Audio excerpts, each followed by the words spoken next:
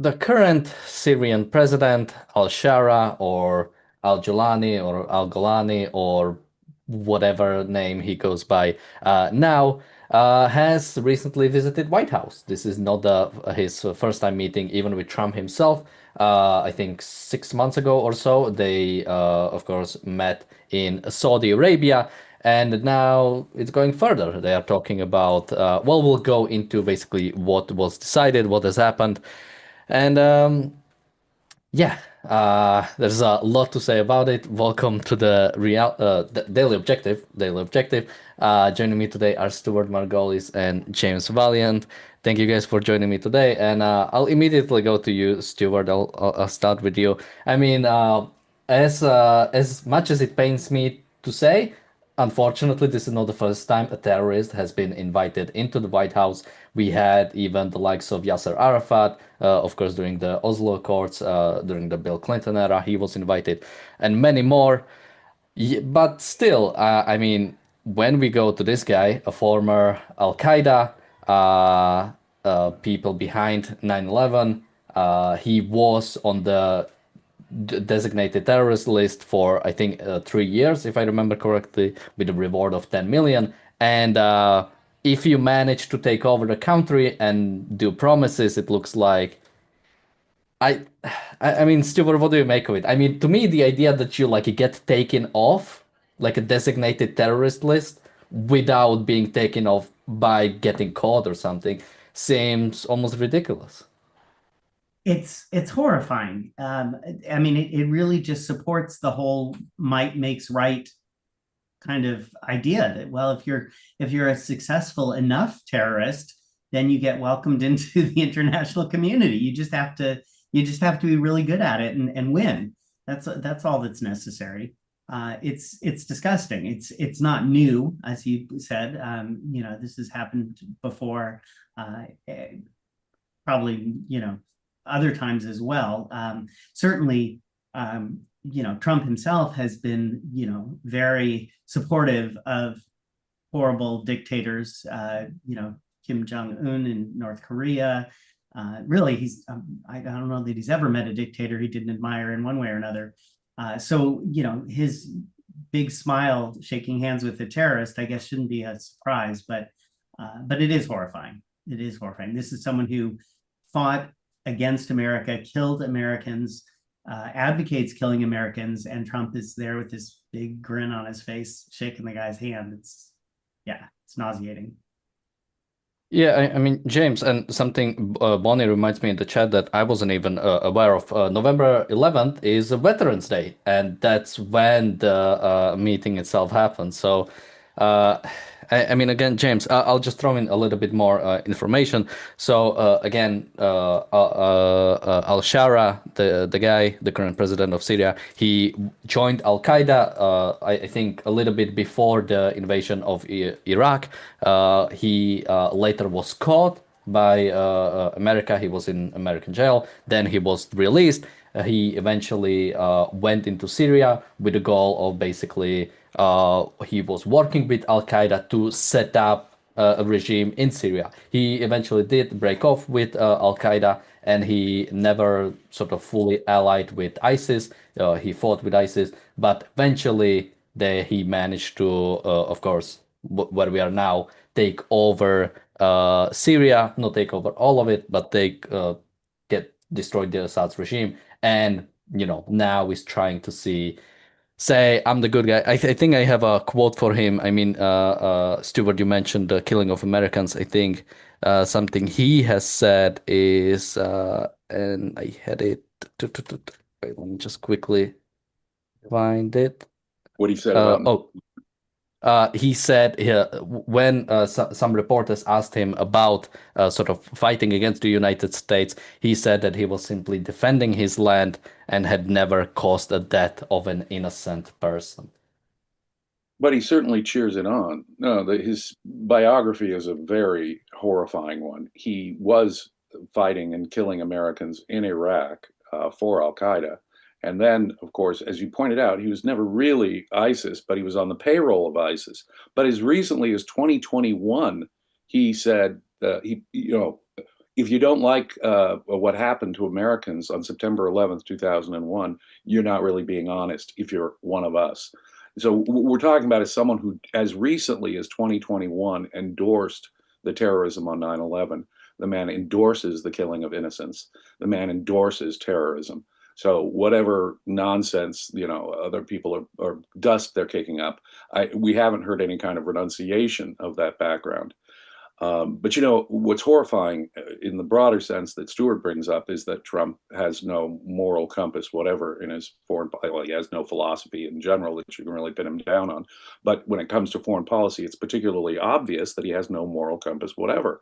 He praises dictator. I mean, Xi is a wonderful guy. He respects him. Putin's a smart, strong leader. Kim, boy, we can really do business with Kim. Or any dictator in this world, Trump is willing to talk to. And they regard that as being practical, you see. That's pragmatic. No. The only long-term practical solution is to make rights, morality, the centerpiece of your foreign policy. To have diplomatic relations with any dictatorship is self-defeating. We have nothing to gain from terrorists. We have nothing to gain from savages. We have nothing to gain from dictators. People will say, well, what about the Soviet Union during World War II? Wrong. No. We had nothing. It was a huge mistake. It enslaved a third of the world for the second half of the 20th century. It really is counterproductive. You say, well, what about the oil resources in the Middle East? Well, only because our environmentalist policies in the West make us dependent on this resource, but they wouldn't have anyone to sell their petroleum to if it weren't for an industrialized, civilized West. If we made our own energy, we wouldn't be dependent on them in any way. We do not need anything from savages.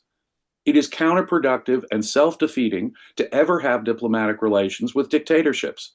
Now, I'm not saying go to war with every dictator on the planet. We, as Americans or as British, we have no duty to turn the world into a bunch of Jeffersonian republics. Okay, no moral duty. If they become an aggressive, and dictatorship is the cause of war, again, for the umpteenth time, I will recommend Ayn Rand's brilliant article, The Roots of War, which you can read in Capitalism, the Unknown Ideal. Dictatorship is the cause of war in the modern world. But unless a dictatorship becomes an aggressive threat, we have no duty to deal with it. We have no responsibility as a government to deal with it. But morality has to be the centerpiece of our foreign policy. And I'm afraid on that score, Donald Trump is a stranger to a rights-based, morality-based foreign policy. Yeah, look at the other ruffles and flourishes. He got greeted with open arms at the White House like he was, the Prime Minister of Great Britain or something. I mean, this is absurd. That is ridiculous. That is, and I'm an atheist, but on November 11th, that is a sacrilege. Yeah, I'm sorry, I had to add that. I'm an atheist, but that is a sacrilege. No, absolutely. But, you say the sort of, if he was the prime minister, like he was the prime minister of Britain. But the fact is, no, our allies are actually treated worse than dictators. Look at the first meeting with Zelensky, right? It was like he was the enemy of America, of like every single American. And compare that to the way Putin was treated when he visited America, talking about another terrible... Trump couldn't even say that Russia was the aggressor. Trump had to dress down Zelensky when he first met him at the White House. Absolutely correct. It's more, see, that's it. Moral neutrality is not really moral neutrality. It's moral inversion. Yeah, and I'm not sure if you guys seen this video, but I mean, let's take a look at this one.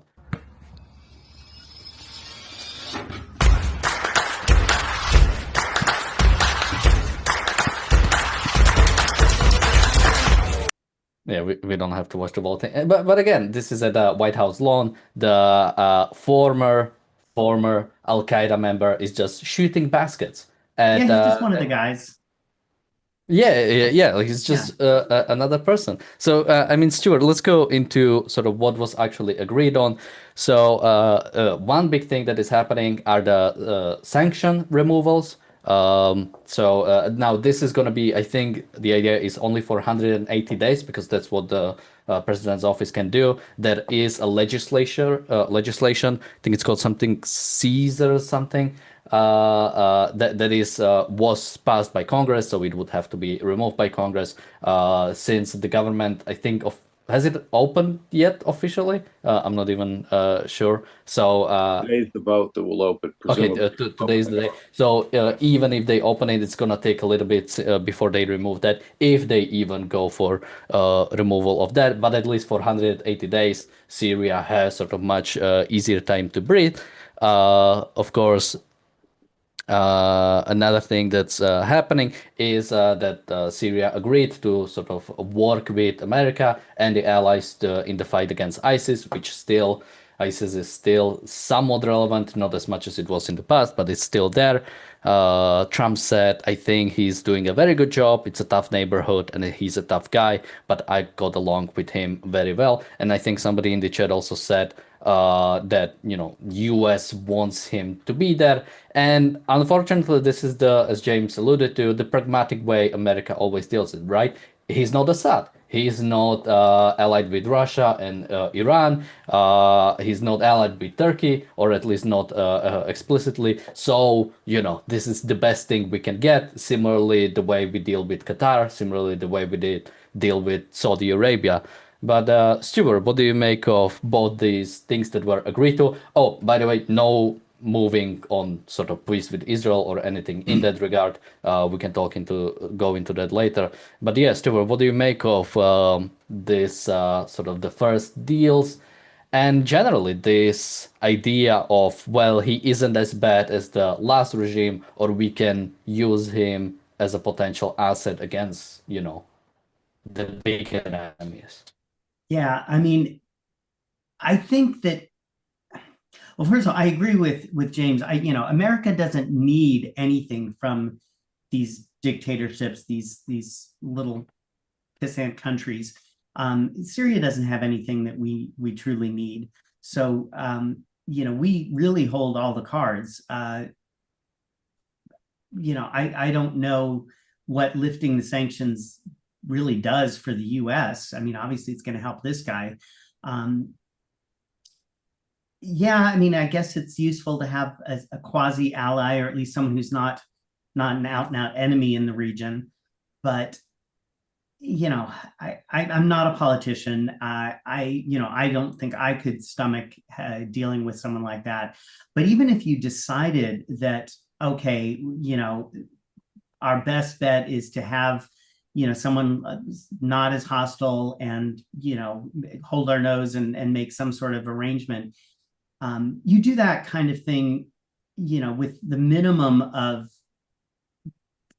pomp and circumstance. You don't bring this person in and with smiles and handshakes and playing basketball with generals. And I mean, it's an obscenity. It's disgusting. If you have to deal with someone morally compromised, you do it quietly, with the good, the correct amount of shame, basically, if you feel like you have to do it.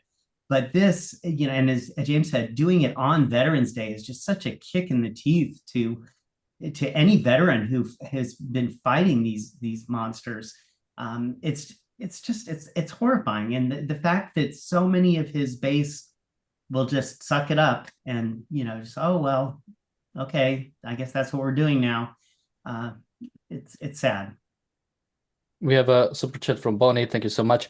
And yeah, this kind of thing, like this is the stuff that the presidents would like be embarrassed about, or this is something like CIA would be doing, and we would find about it, when the files eventually get declassified, Right. And we learn that we did some shady stuff or some really bad stuff in South America or in Middle East by allying with dictatorships against the regimes we didn't want to see. But now it's out in the open. I mean, now it's we are allying with Al-Qaeda to fight, not even like straight up fight, just to have some foothold, right? There isn't even like any agreement, and I think that there won't even be, because we do not have a desire to actually fight Iran, right? It's not like we want to take out Iranian regime, we want to take out Ayatollah, but simply we do not have the right allies for it right now, or the right circumstance for it. No, we already did strike them. We already had the full possibility. We America or I think Trump, they want to have a base. I think that was what was being talked about, some military base in Syria. Although we already had a base with Syria in the Kurdish areas, which Trump went away from. So now I'm not sure. Like, so we do want the military base there, or we do not want the military. But I guess that's a separate precedent, right? It was only Trump 7 years or 6 years ago, so when America pulled out of Syria. So I mean, yeah, James, I mean, what is this? Yeah, it's nothing new, but it always surprises me the amount of pragmatism when it comes to dealing with dictatorships, right? Somebody earlier in the chat said, what about that if dictatorships are not something we need anything from, does that mean Israel would be wrong to pursue normalization with a rotten Saudi regime? And absolutely. I mean, what are you getting? Or you should ask yourself, what are they getting? Why does Syria want friendly relations with America? Why does Iran want to have a deal with America? Why does Russia want to make a deal when it comes to Ukraine? I mean, it doesn't take much to, realize what is happening. You James? know, what we started with, what Stuart and I first started with, we don't need these guys, is a principle they know much, much better than we do. They get it much. You say, why do they want deals with it? They understand. America has a sad and sorry history of making its own enemies. We subsidize the Soviets and they become the Soviet Empire. We subsidize Germany, it turns into Nazi Germany. We create our own enemies every single time. We subsidize them, we morally sanction them, we materially support them, all in the name of being practical. And people wonder, how does that happen? Well, it's this kind of moment that we're seeing. You say, right now, he's not an enthusiastic ally of the major bad guys. Well, how long will that be before he strikes a deal with Turkey or Iranian proxies or some other bad guy in the area? How long will it be? No, we will prop up, promote, morally sanction, trade with, subsidize. The lifting of the sanctions could be just step one in the West's suicidal creation of what turns out to be, at the end of the day, their own enemies. And I fear we're at the beginning of doing just that. We are creating our own enemy when we do that. It's a suicidal long-term policy where we morally and materially sanction and support a country. Okay, we'll give you guys a chance. We'll throw you a lifeline. We'll lift the sanctions. We'll have trade with you. In fact, let's have a cultural exchange, not just these shooting hoops. What we'll do is we'll actually throw a parade for you. We'll have cultural exchanges. Well, they don't have much of I'm going to presume that we're still going. But they don't have much of a culture to have cultural exchanges with. But it's this moral neutrality that is really, as I say, moral inversion. And one of the preconditions, now, if someone like Saudi Arabia or Iran wants to say, okay, we don't want war with Israel, we fully recognize Israel's right to exist. That is something I would acknowledge without but cozying up and buddying up with these dictators. But I would absolutely be in favor of them saying, of course, Israel has a right to exist. We intend no violence against them. They're a legitimate state. I would absolutely welcome that. But it shouldn't come, we shouldn't have to do that as a process of negotiation. Any negotiation with them saying, okay, you guys will recognize Israel if we do X, Y, Z, and so forth. No, the X, Y, and Z, we do not, all we're doing is giving them something for what they ought to already be saying. We're not an aggressive threat to our neighbor Israel. When you say you don't recognize Israel's right to exist, that is an implicit threat of violence against Israel. For that reason alone, we shouldn't recognize these countries or talk to these countries. If they say we recognize Israel, okay, but it's not like we're going to give you anything for it. That is totally sanction of the victim. That is totally paying a ransom. And they get it. They understand it. That's the ransom they know they need and want, that keeps the lifeline that keeps them alive. And I hope, Stuart, you have something intelligent to add beyond that. Okay, I'm back. There we go. Yeah, we lost Daniel for a bit there.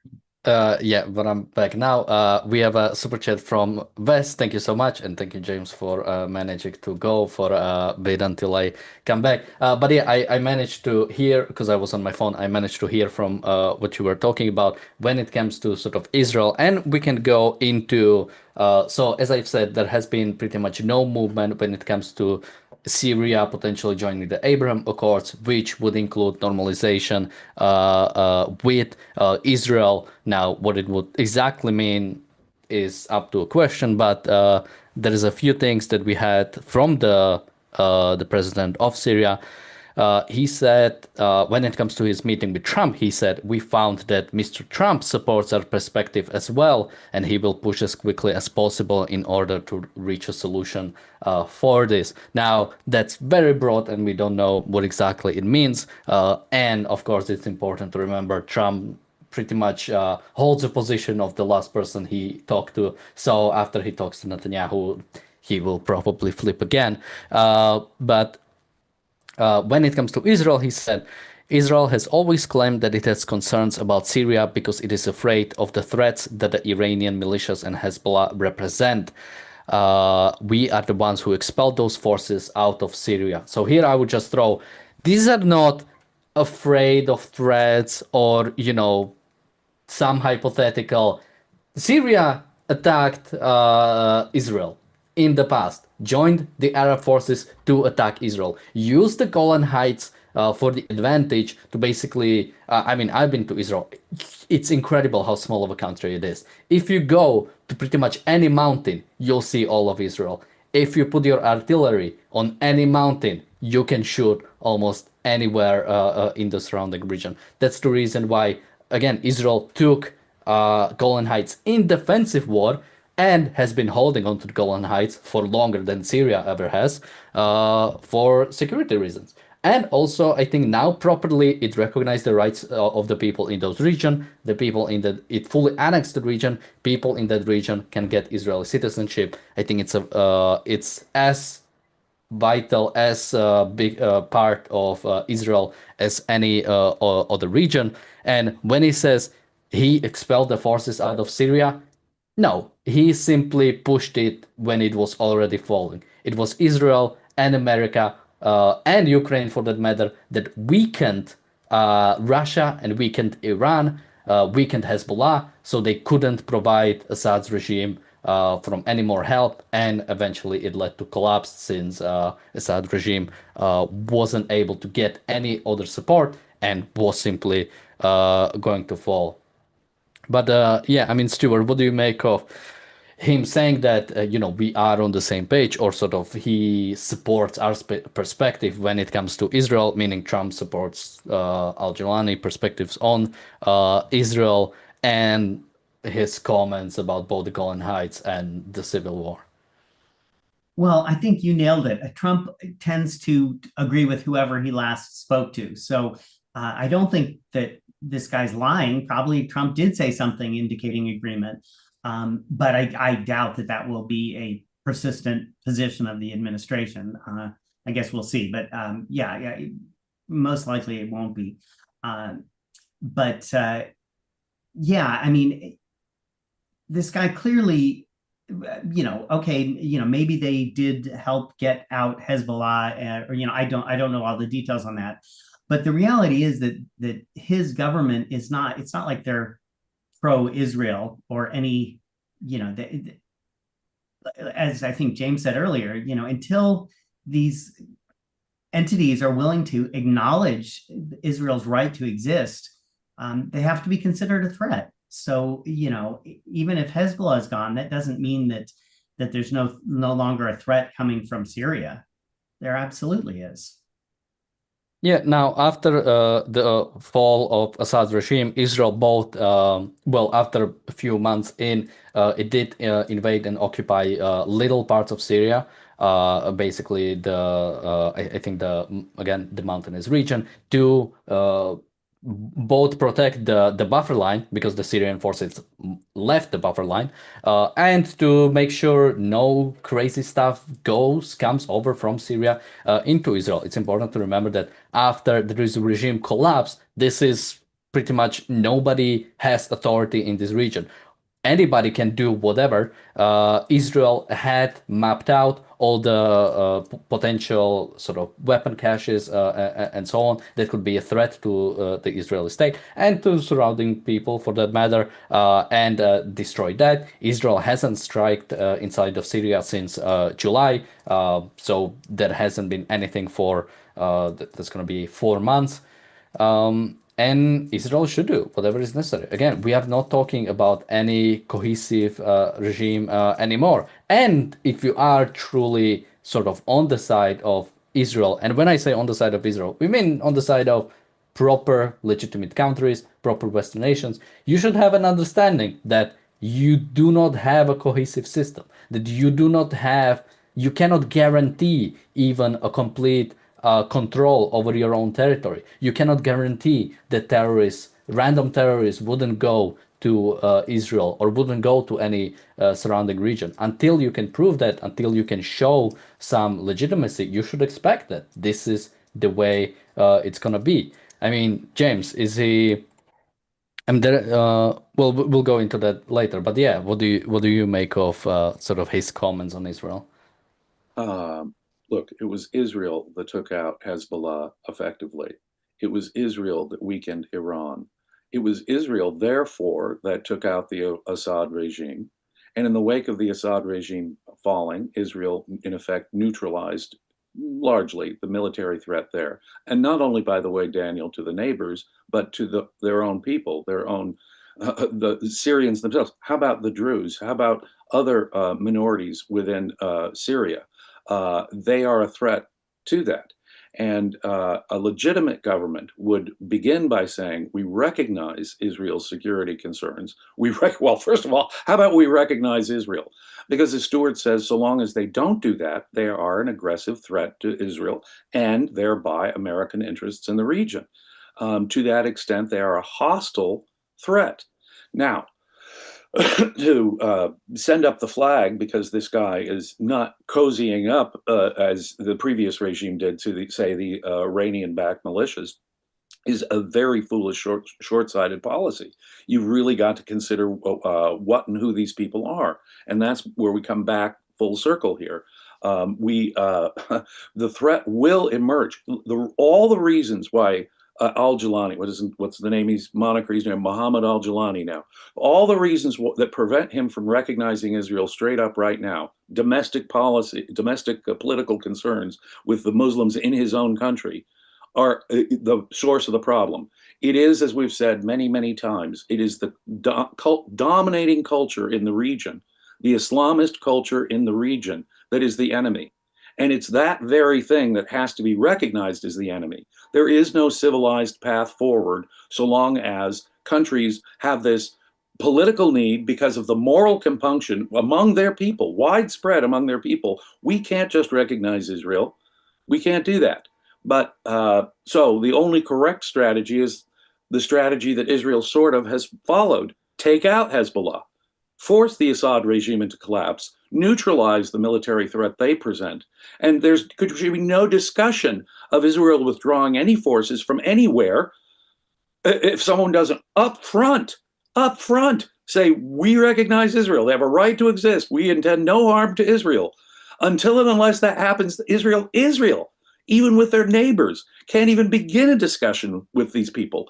They're just committing slow, long-term suicide if they follow any other policy. That's why I say morality really has to be at the center of this. Until we stand up, until we have some spine, until we have some guts to say, no, your culture is fundamentally wrong. You guys are mystic collectivist savages, and you've got to get over your racism about Israel. You've got to join the civilized world to that extent, at least. There can be no discussion with them. There can be no conversation, whatever, or you are sanctioning evil and setting yourself up for a long-term problem. It's almost logically necessary. It's almost like my belief that if I let go of something, gravity will cause it to fall to the ground. I hate to do this, but maybe because of my gray hair, Daniel, I've lived long enough to see this bite us in the rear end over and over and over again. I've studied history enough to see how America, through moral sanction and material support and all these wonderful White House gatherings, where we praise some dictator or terrorist merely tees up our next enemy down the road, or Israel's next enemy down the road. That's all we're doing. Yeah, and one of the last things I wanted to bring up is the way sort of any emerging leaders the way they discuss their regime and pretty much anything. So specifically, when it comes to the Syrian president, he mentioned Russia. He said we need Russia because it's a permanent member of the Security Council. We need their vote to be on our side in some issues, and we have strategic interest with them. We don't want to push Russia to take alternative or other options in dealing with Syria. So first of all, he was fighting Russia for pretty much as long as he was in the Syrian civil war, since the Syrian civil war was against the Assad regime, supported by Russia. Russia still has a base in Syria. But the way he talks about sort of the UN, the Security Council, the international community, how he needs everybody to sort of come in. And I mean, Stuart, what do you make of sort of the type of leaders that start with the UN? It's like, to be a legitimate state, you have to be UN. It's not about recognizing the rights of your own people. It's not about setting up representative governments to respond to the people. It's not about setting forth some policy for the country. We just need everybody to get on board. We need to make deals with everybody. We need to make, have the UN to come in, because that's the way to sort of solve. I mean, when it comes to everything else, I'm very skeptical when it comes to the UN. Why should I not be skeptical about a person who wants to rely on the UN as, your way to the truth, or your way to understand geopolitics or to solve geopolitics? You should be skeptical. The UN is not really a legitimate agency, in my opinion. You can't have unity between cultures, people that are fundamentally philosophically opposed to each other. That's just not what unity is. So calling it United Nations is it's silly, it's ridiculous, and I think it does more harm than good. I mean, the idea that that a country like Russia should be on a human rights commission, it's laughable. So I don't really think the UN is legitimate. So wanting to gain their imprimatur or their seal of approval is also not legitimate. That's not, as that's not how you should be forming a proper government. As you said, it should be about protecting the rights of your own people. That is the basis for forming a legitimate government. But clearly, this guy has no interest in individual rights, if he even understands the concept. It's pretty alien to that whole region. Somebody in the chat says, as Alan Journo said, they are not united, and many of them shouldn't be nations. Right. James, any thoughts on the way he talks specifically about Russia, or even generally the UN and the Security Council? Because I'm even thinking, why do you even need UN Security Council? What, unless it's against Israel? Well, see, that's the whole point. I mean, everyone knows the UN's recent, relationship with Israel. Let's put it that way. And so, by embracing Israel, that in itself is an anti-Israel hostile sort of act. The UN, the way I like to put it, is the United Nations is a dictatorship and terrorism protection racket, and that's really all they've ever accomplished, is to protect and cover. One of the great powers that Russia has left is that veto on the Security Council.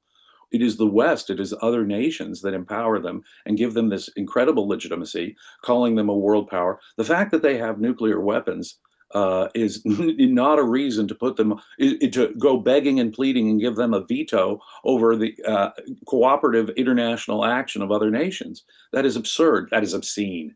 And okay, so by endorsing Russia in particular, and the UN in general, this is obviously, Al-Jilani is telling us that he's really at heart ultimately hostile to Israel.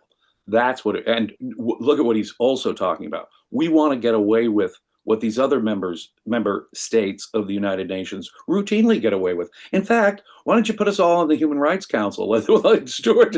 So that's what they want. They want in the club that will give you permanent ability to be a dictator, the permanent ability to be a terrorist. And that's what membership in the club of the United Nations really does. And that's what the West does for dictators and terrorists by even belonging to the United Nations. What we're doing is giving them sort of some moral authority and diplomatic authority over free civilized countries when they themselves are simply thugs and gangsters. And what it does is it gives a blessing to thugs and gangsters. And if the guy is embracing the organization that it protects and coddles thugs and gangsters, he's in effect signaling us he wants to be a thug and gangster. So admit me to this club so I can be a permanent and legitimized thug and gangster. I think that's a very bad sign right there, the way he's looking at the whole thing. Instead of saying, no, Western values are in fact, what we need is individual liberty. What we need is a republic here that recognizes individual rights and free speech and treats women decently. No, that's what that's what he would have to say to assure me that we should have anything to do whatever with that guy. Insofar as he says, well, no, we have to deal with Russia for practical concerns, because gosh knows what Russia might do if we don't appease them. I mean, right, and that gives it away right there too. If we don't appease Russia, what steps will that? We'll drive them into a closer alliance with Iran? What? No, then we take appropriate action. But this guy's obviously talking the talk that will help snooker, fool other nations into letting him into the permanent club of thugs and gangsters called the United Nations. Stuart, any last thoughts on this topic? We'll continue covering Syria, of course, especially when it comes to the Abraham Accords and the way normalization with Israel will continue. But before that, any last thoughts from you, and where can people find you? You can find me on my Substack, stuartmargolis.substack.com, and I'm also on Facebook. And in terms of last thoughts, I mean, it'll be interesting to see how things play out in Syria, but I don't have a lot of hope that this guy is going to, lead to any kind of real progress in the region. I mean, that just seems unlikely to me. He seems like just another gangster. Just he's the one who's won this round in the latest regional face-offs, but I don't think he has any understanding of what we would consider legitimate values. So it's hard to imagine that it's going to go well long term. I hope I'm wrong. I mean, I'd love to see peace in the region. I'd love to see things turn around, but I don't see it happening under his leadership. James, any thoughts from you, and where can people find you? Ditto, just what Mr. Margolis just said there. And by the way, I also want to recommend his Substack. Whenever I dip in there, I'm always treated to profound insight from a really brilliant guy and a good writer. So I double down on the recommendation of Stuart's Substack. I can be found here. I can be found here at the Ayn Rand Center UK. We're going to be starting a discussion of Leonard Peikoff's masterful treatise, Objectivism, the Philosophy of Ayn Rand, in 1 or 2 weeks, but you have to be a paid subscriber to the Ayn Rand Center UK.